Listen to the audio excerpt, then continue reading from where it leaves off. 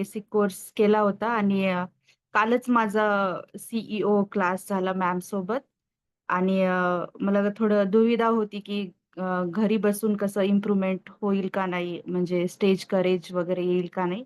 पण या सगळ्यांचे रिव्ह्यू ऐकून असं वाटते, की मी चांगला डिसिजन घेतला हा क्लास जॉइन करायचा आणि नक्कीच म्हणजे आफ्टर 6 मंथ मला माझ्यामध्ये पण खूप चेंजेस येतील आणि मी बऱ्यापैकी बोलू शकेल. खरं तर माझं काही असं डायरेक्ट काम पडत नाही कुठे जाऊन बोलायचं. मी एक हाउसवाईफ आहे. पण माझं म्हणजे माझे मिस्टर ते बिझनेसमॅन आहेत आणि पॉलिटिशियन पण आहेत.